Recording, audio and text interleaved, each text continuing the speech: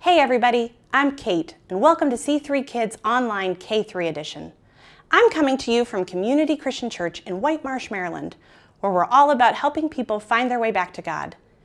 C3 Kids Online K-3 Edition is a place for kindergartners through third graders to learn all about Jesus and how much He loves us. I'm so glad you've joined us today. We're at the end of the month. That means it's our last week to learn about the virtue of courage, which is being brave enough to do what you should do, even when you're afraid. But even though we'll be learning about a new virtue next week, we're going to continue our journey through the Bible from Genesis to Revelation. As we wrap up talking about the virtue of courage, we'll learn about a woman named Esther. Just like Daniel, that we learned about last week, there's an entire book named after Esther. You see, Esther was the queen of Persia, but she had no idea how God would use her when she was chosen to become queen. At one point, she had a pretty difficult task in front of her, but she found the courage to do the job God was asking her to do, and ultimately saved her people. You'll hear all about Esther in today's Story Lab, but for now, your countdown is on its way, along with some pretty awesome worship music. So, let's get to it. Let's roll.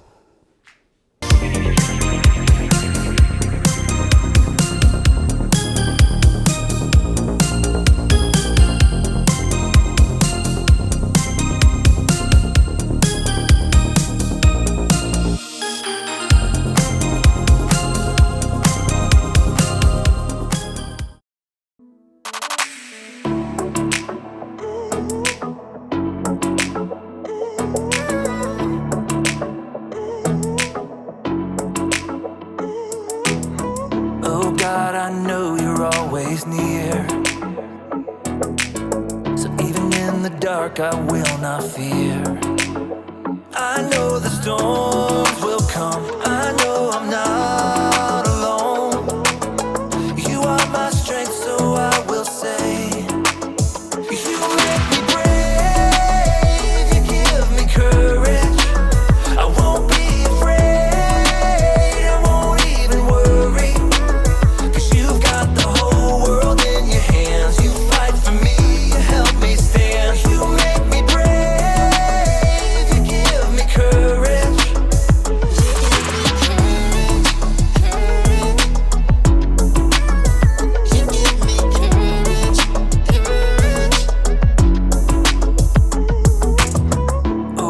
You always bring me peace. You are a fortress around me. Even when my heart breaks, even when there is pain, you will be my strength, so I will say, you make me brave, you give me courage. I won't be afraid, I won't even worry. You've got the whole world in your hands. You fight for me, you help me stand. You make me brave, you give me courage.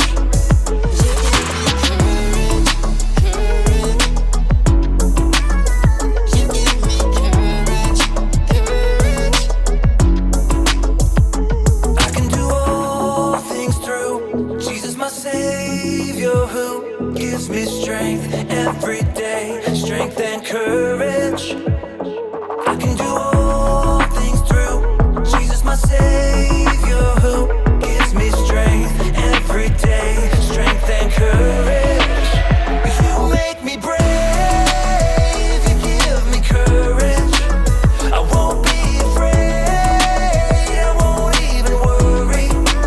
'Cause you've got the whole world in your hands. You fight for me, you help me stand. You make me brave, you give me courage. I won't be afraid,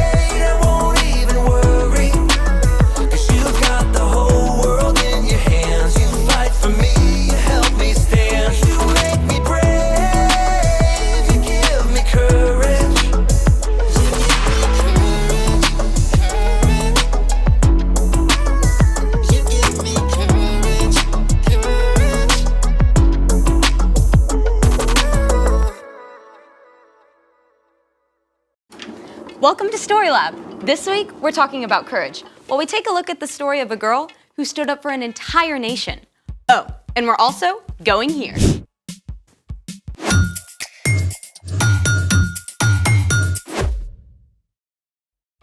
Hey, I'm Skylar.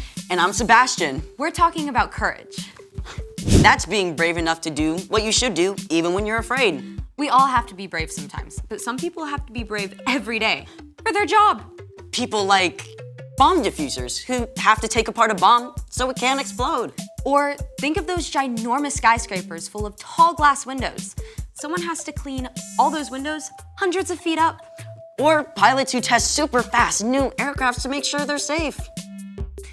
These men and women prepare themselves to do hard things over and over. God must give them like an extra dose of courage for breakfast every day. Can I get a sausage, egg, biscuit, and a mocha latte with 2 pumps of courage, please? I don't think it works that way. We should ask someone. We're about to. Our guest today has faced some of the scariest situations you can imagine. Brain surgery, algebra 3, calculus. How about a burning building? Wait, we get to talk to a real firefighter? Absolutely. His name is Trey, and he spent 10 years working as a firefighter. And I'm gonna zip it so we can get to the real deal. Hey everyone! Hi, Trey. We're so excited to talk with you. Yeah, I'm like trying not to fanboy right now. Same. So, did you always want to be a firefighter? Actually, no. I had just finished school and a family friend had invited me to come check it out. So I thought, well, while I'm trying to figure out what I'm gonna do with my life, I might as well give it a shot. So this is actually me right here. So, you thought you would just do this for a little while? Yeah, I thought I'd do it until I figured out what I really wanted to do in life, and then I really loved it.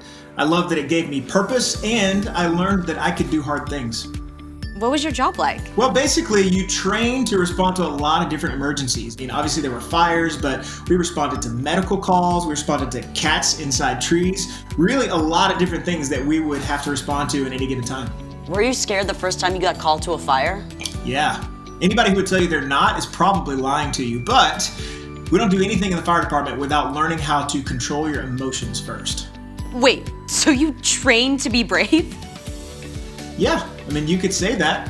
I mean, we did lots of physical training to make sure we stayed strong, but we also did lots of drills. I mean, drills on top of drills on top of drills to make sure that we were ready for anything we might face. Okay, so you get a call. What happens? Well, you really only get a little bit of information to start. So, what do you do? So you jump on the truck and you start on your way, and you're constantly getting more information as you go. And then when you get on scene, you're constantly getting more information and you're seeing what's happening in front of you. You really have to learn how to be flexible because things are constantly changing. As a matter of fact, a lot of people don't know this. Fire doubles in size every 30 seconds. Wait, say that again? Fire doubles in size every 30 seconds. That's wild. So, you're there now. What do you do? Well, you're really just constantly assessing. I mean, you're taking in information as it's changing. Remember, you gotta stay flexible. So you're looking for hydrants. You're wondering if this is gonna be protecting just the structure or if this is gonna be a rescue situation where we might have to rush in and go take care of somebody whose life might be in danger. You really do have to stay on your toes constantly. What are some things that help you get ready for all that? Well, one tool is learning how to calm yourself down. Like, you can just do that? Absolutely.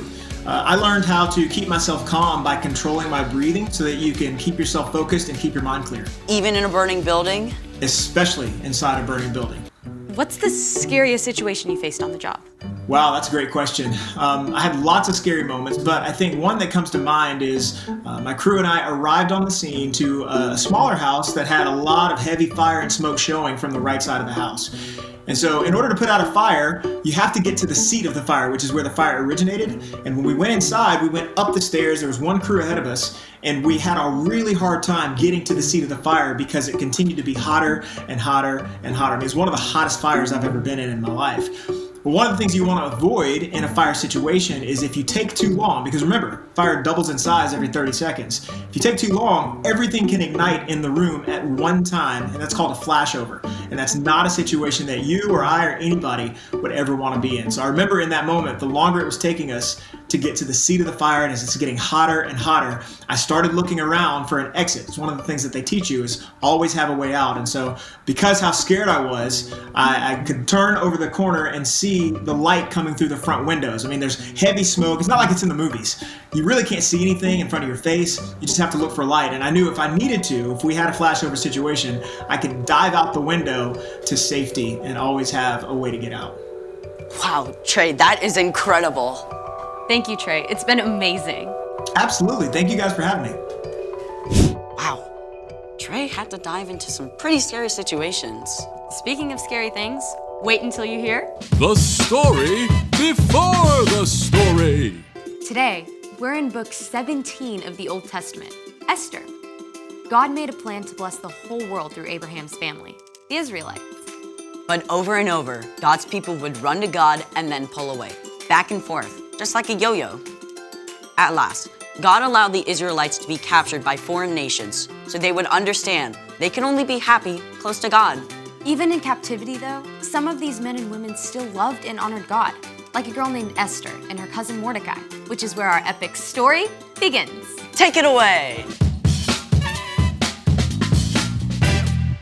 Years before, the Jewish people had been captured and taken from Jerusalem to Babylon. But then, Babylon was conquered and became part of the Persian Empire, with Susa as its capital. So, Esther grew up in a land that was not her own, and when her parents died, her cousin Mordecai raised her as his own daughter. Love the Lord your God with all your heart and with all your soul. Love him with all your strength. Love the Lord your God with all your heart. One day, a new king named Xerxes came to power in Persia, and this guy was a character. He threw a crazy wild party and then fired his own queen for refusing to show up. Not the kind of guy you want running your country. Anyhow, when he finally calmed down, he realized he didn't have a queen anymore, so he decided to look for a new one. After a long search through the entire kingdom, Xerxes chose Esther. Cousin Mordecai, what do I do? Don't tell anyone you're from a Jewish family. We've already seen that Xerxes didn't bother to think much before making decisions, so he chose on a whim to promote an official named Haman to take charge of all the other nobles in the kingdom. Haman had a ginormous ego, and he loved making all the other officials outside the palace bow low to him. But Mordecai refused to bow down to Haman, and this made Haman so mad he about went through the roof! Haman was such a terrible guy that he decided not only to punish Mordecai, but every single Jew in the country. He went to King Xerxes with a terrible plan. Your Majesty, these Jews live differently than everyone else. They don't obey your laws. Who do they think they are? I know, right? Give the order to destroy them. Consider it done. I can't even. Xerxes actually sent a letter all over the kingdom declaring that on the 13th day of the 12th month, all Jews were to be killed. When Mordecai and the other Jews discovered this horrible news, they dressed in rough cloth and wept bitterly. Mordecai sent a message to Esther in the palace, telling her what Haman had done. You must ask the king to save our people. Esther was devastated. She sent a response to her cousin. Tell him, no one can come before the king unless he sends for them. If I do it, I'll die, unless he reaches out his gold scepter to me. Mordecai sent his answer right back. You may not escape, even though you are queen. Who knows? It's possible you became queen for a time just like this. Esther knew Mordecai was right. She sent him one more message. Tell Mordecai, gather all the Jews. Don't eat anything for 3 days. I and my servants will fast too. Then I'll go to the king. Esther faced a terrible dilemma, but she took 3 days to prepare her heart and her mind. Then she went to face the king. It must have taken every ounce of courage Esther had to step through those doors. And then she had to wait what felt like an eternity for the king to even notice her. At last, he looked up. Then he smiled and reached out his golden scepter. What is it, Queen Esther? I'll give you anything up to half my kingdom. Esther must have been shaking with relief. But instead of making her request right away, she asked the king to attend a special banquet along with Haman. The king was flattered and curious. At the banquet, he told her once more, I'll give you anything up to half my kingdom. I'd like you and Haman to come to another feast tomorrow. Then I'll answer your question. What? The king was so intrigued, he agreed to come back again. The next night, he and Haman joined Esther at a second festive meal. What do you want me to do for you? I'll give you up to half my kingdom. Esther took a deep breath and put it all on the line. Your Majesty, let me live. Please spare my people. We've been sold to be destroyed. Who is the man who has dared to do such a thing? Haman is the one. Xerxes was so enraged that he had Haman killed. Then the king created a new order that would allow the Jews to be saved. We will celebrate this day with great joy.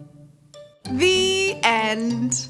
Wow, King Xerxes was kind of a loose cannon. Exactly. There was no way to predict what he would do, but Esther leaned into God, and she took a big, courageous step, even though she had no idea what would happen.